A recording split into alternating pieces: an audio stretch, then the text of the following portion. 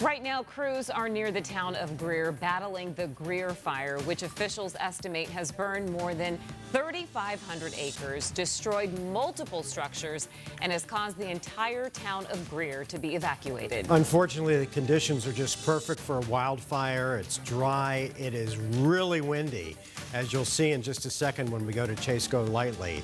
And of course, there's a lot of vegetation available for these flames. An evacuation shelter is being opened at the Round Valley Dome in Eager, and both lanes of State Route 260 and the southbound lanes of 373 are closed right now. And if you're not familiar with the area, here's a look at a map showing you exactly where the Greer fire is burning. It's about 4 hours northeast of the valley up in the White Mountains. Thanks for joining us for our continued wildfire coverage on this special edition of 12 News on 12 Plus. I'm Mark Curtis. And I'm Kadiba Devine. We have team coverage of the Greer fire. And to start our coverage, 12 News journalist Chase Go Lightly is joining us now live from Apache County. And Chase, have crews made any progress on getting this fire under control? It doesn't appear so, Karibe. Mark, if anything, Mother Nature has really hindered their ability to battle this fire. Right now, we are on the westernmost side of Eager, right at the 261-260 junction. It's the furthest we can go before DPS has actually blocked the road. This is the road that leads to Show Low, that leads to Greer, and you can see all that smoke that is going. And I don't know if you'll be able to see from our camera, but just how strong those winds are. You can see just how fast that wind is pushing the smoke into the northeastern direction, and it really does stretch on for miles. I mean, driving into Eager, we could see the smoke about 70 miles out. Coming in from Show Low, we had to take the 60. Now, the latest information that we have from state officials regarding this fire is, as you mentioned, it's at about 3,500 acres and growing. You have about 100 fire personnel currently battling this fire from the ground. We also received some viewer video from those living in this part of town, some having to be evacuated. Again, those in Greer and South Fork having to leave their homes. We're told that homes and structures have been destroyed. At this time, we do not have an exact number of how many were destroyed. And that's because fire officials are really just focused on battling this fire. Now, as I mentioned, you have about 100 personnel battling this fire from the ground. Earlier, you did have large air tankers attacking from above, but because of those strong winds, all aircraft had to be grounded. We also know that once the sun starts to go down and it gets dark, fire officials won't launch any additional aircraft into the air, even if those winds do calm down. They just say it's too dangerous to be flying over the fire when the sun is down. Now, as for just kind of the plans of moving forward, you have a new incident command team moving in at 8 o'clock that will be going after this thing well into the night. We also, again, the evacuations for Greer and South Fork. In western Eager, everyone west of River Road to where we are now are on preset evacuation notice. That's where that's where they're told, hey, you might have to leave at a moment's notice. We also learned that Eager and the town of Springville have declared state of emergencies, meaning that there's no burning, no smoking outdoors. We also learned that Round Valley Unified School District has canceled in-person classes for tomorrow and will instead switch to online learning for student and staff safety. And again, just with these winds, with how fast they're moving, the only way to go after this thing is from the ground, and we know that fire crews are doing the best they can. We also know that Governor Hobbs is trying to get some federal assistance to attack this fire.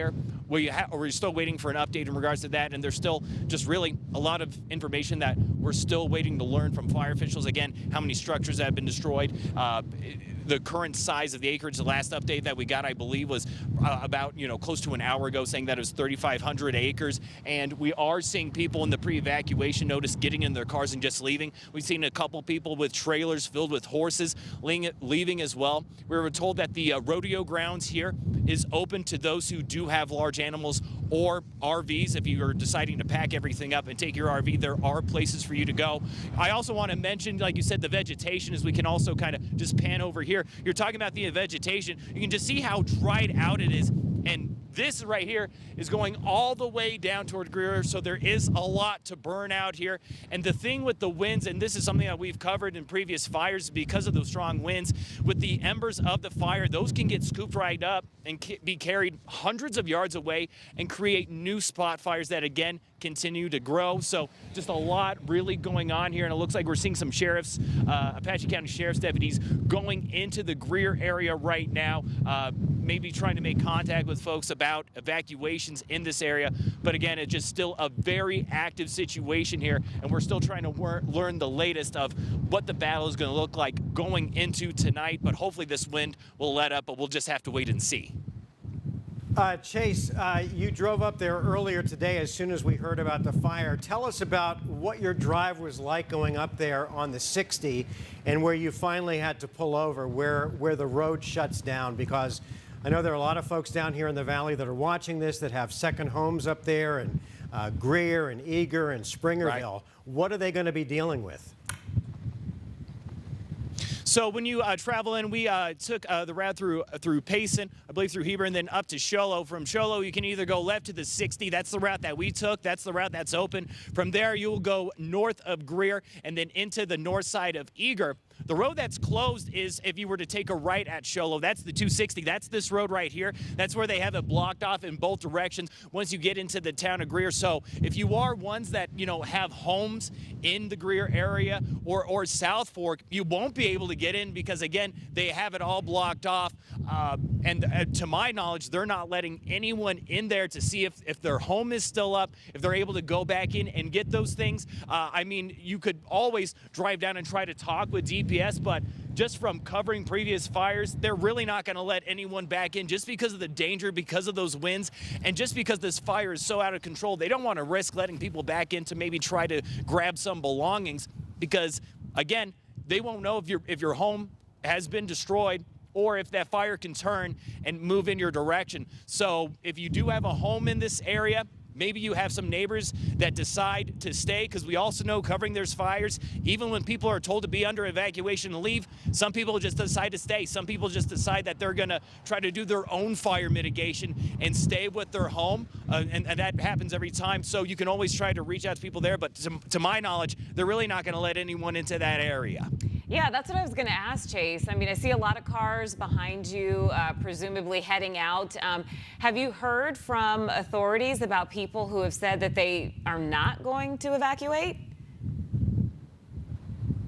We haven't heard at that point. I know from the law enforcement perspective, they're just going on the doors, they're knocking, and they're telling you, hey, you have to get out. They've also told people on preset evacuation notice, like from this area right here, this intersection right here, all the way to the western part of Eager, where you have a bunch of homes, you have businesses, you have grocery stores, gas stations. They already went door to door telling them, hey, you're not evacuated, but you got to get that go bag ready. You got to get everything packed up. If you have family photos or special belongings you want to take with, be sure to have that packed up, because the next time we come to your door and knock on it, that will probably be us telling you that you need to evacuate. But as far as authorities telling us if anyone has decided to stay there, we have not received that information yet. But we all know that, you know, law enforcement, if you're in that evacuation zone, law enforcement is going to tell you to not stay, that the safest thing to do is to just grab what you can within an arm's reach and get out of there. Yeah, Chase Golightly reporting live for us from the fire lines up in the high country where this wildfire has broken out. And,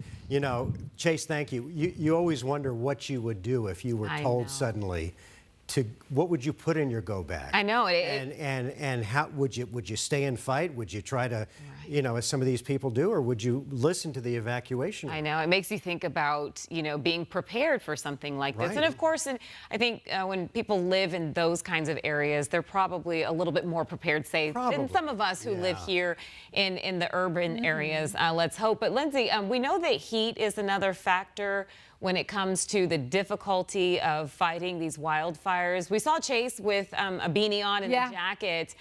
So are temperatures maybe just at least least one positive thing right now about the weather? I would say that is one of the positives. We're in the 50s and 60s around Greer right now. So temperatures, at least it's not 100 degrees. However, that being said, the winds are really not going to improve much at all through this evening and overnight, and they will stay brisk through the day tomorrow. We won't see an improvement in our winds until Thursday, and that is going to be the main factor to help firefighters battle this fire. So windy conditions expected again tonight and tomorrow. We're talking gusts in the 40 to 50 mile per hour range, and the result of that is an increased fire risk. You're just going to have to stay on top of the forecast because things like this can change very quickly. With gusts like that, it can blow embers and start brand new fires upwind. So be sure to get updates, whether they be on your phone, radio, or television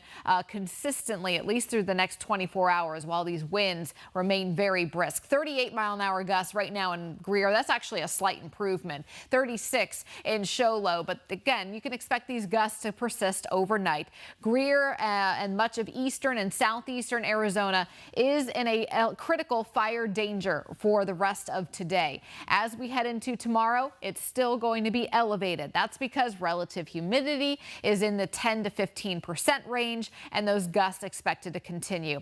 On the fire lines for the rest of tonight, temperatures generally falling through the 60s into about 58 degrees at 9 p.m. Skies are going to remain clear outside of the smoke. Then looking ahead to tomorrow, we're looking at windy conditions to persist. Even at 8 a.m., those winds sustained from the southwest at 25 miles per hour. We'll still see those gusts between 40 and 50 all throughout the morning and into the afternoon. No wet weather expected. This is going to be a dry system, just picking up our winds and lowering the relative humidity. Out near Show Low and Greer, we're in the 7 to 9 range out of 10 for fire danger today. This is going to continue for the rest of today and even tomorrow. Not a huge improvement because those winds are going to remain brisk. The relative humidity will remain low. At about 11 a.m. tomorrow, we're still a 6 out of 10 across eastern Arizona. That's where the fire risk will be the greatest across the state. As far as our hour-by-hour forecast for winds, notice Greer and Eager, 7 p.m. right now in the 40 to 45 mile per hour range. Look at what happens tomorrow morning. It picks right back up again, close to 60 mile per hour wind gusts at 9 a.m. tomorrow. And this extends back toward McCarney and as well as Show Low, and it will blow pretty brisk through the course of the afternoon. Relative humidity, 10 to 15% right now through the overnight and into the day tomorrow. So we won't see an improvement there. No rain expected, unfortunately. Here's a look at our future gusts. 11 p.m. tonight, still close to 40 mile per hour gusts around Greer. As we head into the day tomorrow, you can see those oranges, reds, and purples. That's the windiest part of the state right there, far eastern Arizona. This is noon, and then you'll see a big improvement by the time we head into Thursday. We're talking a 10 to 20 mile an hour breeze. Very normal for this time of year. Considering we're in spring, we typically see windier conditions during the spring months. As far as what it would take to end our drought, because our drought undoubtedly has worsened over the last couple months. Out near Greer and parts of eastern Arizona, you need anywhere from 6 to 11 inches of rain to get rid of the drought. So we have very, very dry conditions right now across the state. And unfortunately, it doesn't look like it's going to get any better anytime soon. We have a couple sprinkles in the forecast for early next week, but it is not going to really make a big impact on some of those numbers that you're seeing there. Mark and Caribe. All right, Linz, thanks. And we've got some important information to pass on that just came into us. We told you earlier about the evacuation center that had been set up at the Round Valley Dome in Eager. That has now closed. They are moving people to St. John's High School. So if you're watching us in the areas that are affected by this latest wildfire and you've decided not to leave your home, that will be your go-to point if things get bad, is St. John's High School. do not go to the Round Valley Dome. That has been closed. All right, we want to continue our coverage of this Greer fire. We're joined on the phone now by Tiffany Davila from the Arizona Department of Forestry and Fire Management. Tiffany, thanks so much for joining us on the phone. First, let's start with giving us a sense of the scope of the fire that we're dealing with right now. Well, at this time, the fire is about 4,000 acres. It is moving northeast toward the community of South Fork. It did already hit the wildfire scar above the South Fork area, so there is some of the wildfire burn scar up in there, but the fire already impacted that area. We have about 150 resources, or personnel, I should say, that are currently on the fire line and engaged. We did order some heavy aircraft earlier on, but however, due to those high winds, we had to ground that aircraft. At one point around noon, we hit about 65 miles per hour with a wind gust. So this really is a complete wind-driven fire. We have additional equipment and personnel on order and heading up this way right now. We've got task forces of engines. And then we have mutual aid from around the state coming up to help backfill the local fire departments that are actively engaged in their own communities. Tiffany, you've been doing this long enough to answer this question. When you look at the scope of what this fire is with the winds and the inability for planes to fly and drop fire retardant, and then you add in the fuels and how dry it's been, how bad a situation is this? It's a really challenging fire. I mean, the red flag warnings, the warm and dry conditions, the drought-stricken fuel, the wind, again, is probably the biggest factor in this fire. Not being able to fly aircraft to get that air support because some of this fire is hung up in the bluffs, which is an inaccessible terrain. So we can't get resources in there. That's where we would utilize that aircraft. So this fire has definitely been a challenge since it started. Unfortunately, we did lose some structures in the town of Greer, but there's a lot of work to be done. But we do have a lot of resources up here and heavily engaged. Yeah, and Tiffany, knowing that you have some, limiting factors once the sun goes down and it's dark and, of course, the winds and all of that. So what is your goal tonight as far as getting this fire under control? Well, we want to get these crews out there and start putting line in, but the problem is these winds are pushing the fire so hard.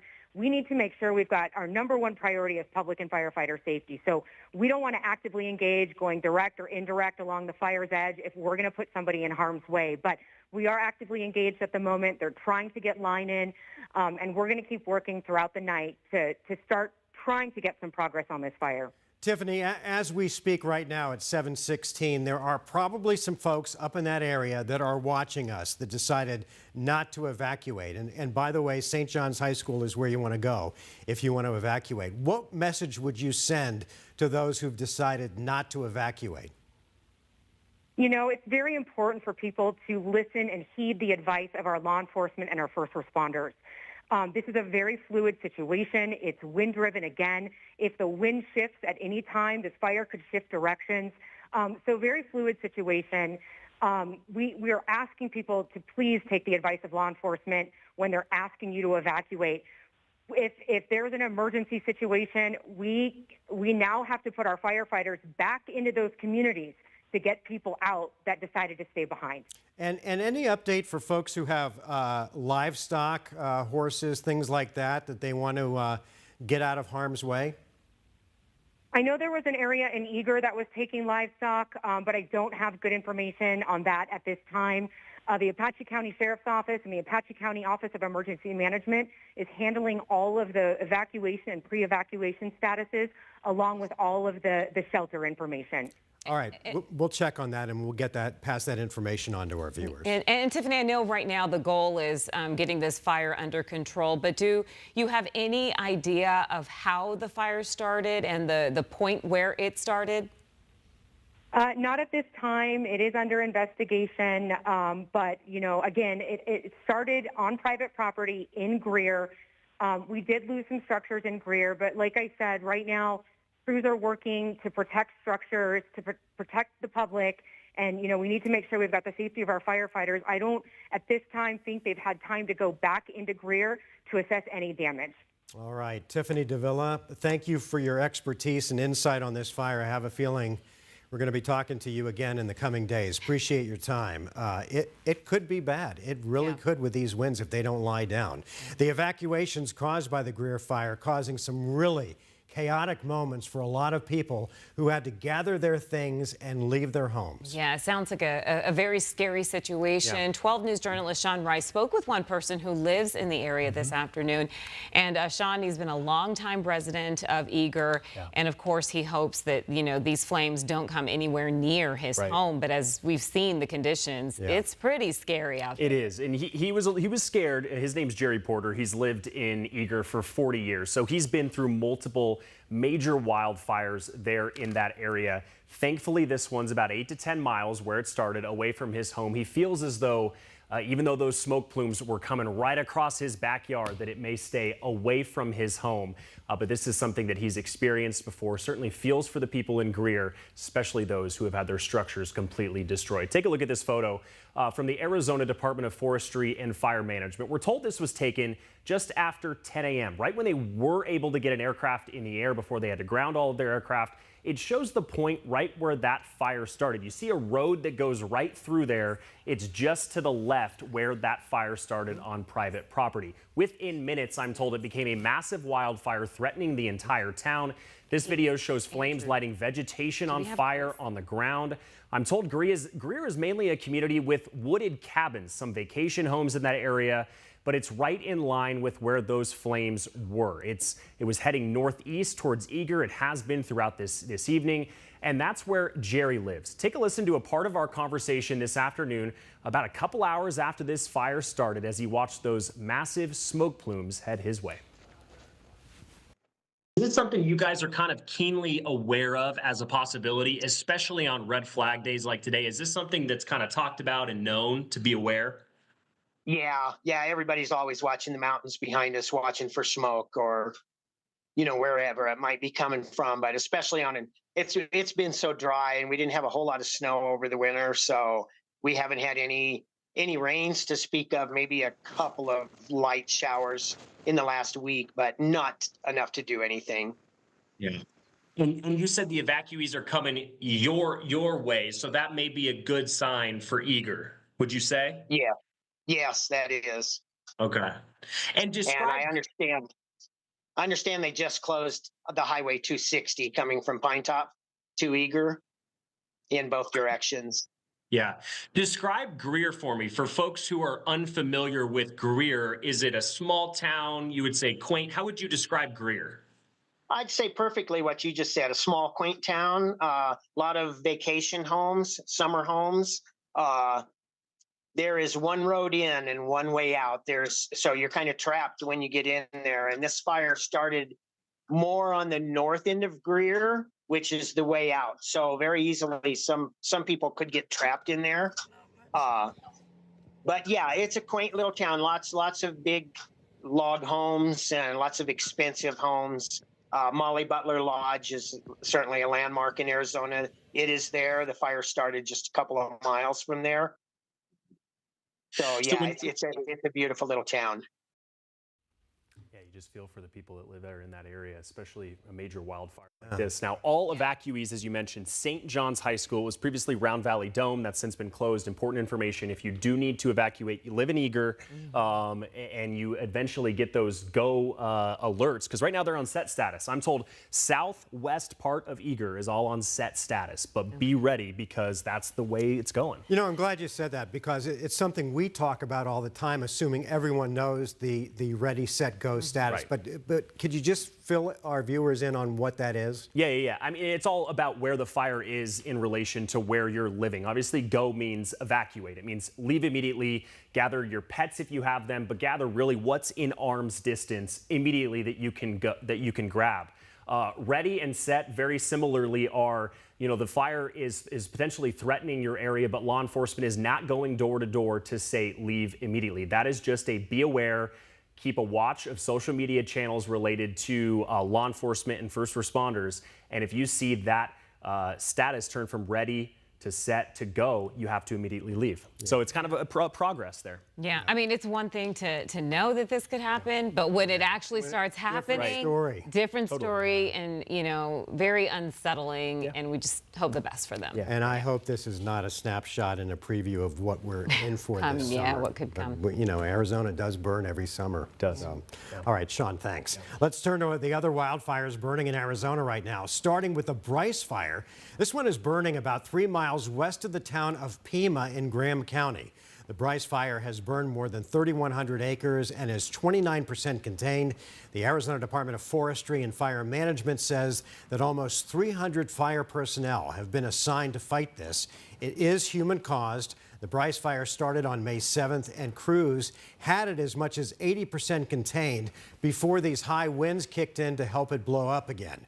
The Department of Forestry says multiple power lines and gas lines have been damaged, but no structures, thankfully, have been destroyed. All right, now let's head over to the Coyote Fire, which is burning about 4 miles northeast of Springerville in Apache County. According to the Arizona Department of Forestry and Fire Management, the Coyote Fire has burned almost 1,300 acres and is now 25% contained. This fire was sparked on Sunday by a structure fire that later spread to the wildland. The Department of Forestry is saying that crews are on the mop-up duty right now and patrolling the edges of the fire as it continues to smolder. There's no word on if any structures have been destroyed by the Coyote Fire. Well, now we want to get back to meteorologist Lindsay Riley. And of course, Lindsay, the weather always plays a huge role in these wildfires and whether firefighters can get the upper hand or not. But in this case, the winds are so fierce up there that they can't even fly these planes that drop the fire retardant and water. Yeah, and unfortunately, it doesn't look like we may get a window for those planes to go up and fight the fire because the winds are going to remain very brisk tonight and all day tomorrow. Still looking at those 40 to 50 mile per hour gusts through the overnight and all day on Wednesday. Here's the current wind gusts right now. And as you can see, windiest part of the state from Flagstaff to Winslow, Window Rock down through Greer. We're in the 38 to 41 mile per hour wind gust range. Those winds not going to die down after sunset tonight. Here's a look at those fire lines up in Eager near the Coyote Fire. Notice the winds will remain sustained anywhere from about 25 to 35 miles per hour. And then, of course, we're seeing higher gusts. And then skies clear, relative humidity is extremely low through the overnight. And then down in Graham County near the Bryce Fire, temperatures a little bit warmer there, but not as hot as what we would see with a fire near Phoenix. So we're in the 70s through the overnight. Winds not as bad around Graham County there, but again, we are expecting breezy conditions, some gusty winds from time to time. Much of Arizona is in a critical fire danger from Flagstaff to Show Low, the White Mountains, and all of southeastern Arizona for the rest of today. Those gusts, here's a look at 11 o'clock tonight. It is still brisk. Early tomorrow morning, windy conditions. You can see the purples and reds for eastern Arizona. That's where it's going to be the windiest across the state. And then finally, by the time we get toward Thursday, these winds will start to die down. So that should help firefighting efforts later in the week. But here's a look at our current drought. Anywhere in red, that is an extreme drought. That also includes places like the White Mountains and down near Graham County, Safford, Phoenix. So we've been extremely dry. A lot of our state needs anywhere from 6 to 11 inches of rainfall just to get us out of the drought. And unfortunately, we don't have much of any rain in the forecast. Maybe a sprinkle early next week, but no major rainfall. So the drought could worsen over the next couple of months, but we will continue to monitor those fire conditions up in the high country over the next few hours. Mark and Caribe. All right, Linz, thanks. And as these fires continue to burn, we wanted to let you know Stage 2 fire restrictions are now in effect for southeastern Arizona. What does it mean? It means no campfires, no outside smoking, no target shooting, and no fireworks. You're also not allowed to use any kind of charcoal, coal, or elevated grill, including on campgrounds. Liquid or gas stoves are okay. Now, these rules apply on state, federal, and some tribal lands within Cochise, Graham, Greenlee, Pima, Pinal, and Santa Cruz counties. Well, thanks everyone for joining us for this special wildfire edition of 12 News on 12 Plus. But you can find the latest on information on all of these fires continuing throughout the night by going to 12news.com. And of course, we will have continued coverage on the Greer, Bryce, and Coyote fires back on air on 12 News tonight. So be sure to join us then. And you can also find the latest coverage right here on 12 Plus. Thanks for putting your trust in us. Have a good night and stay safe.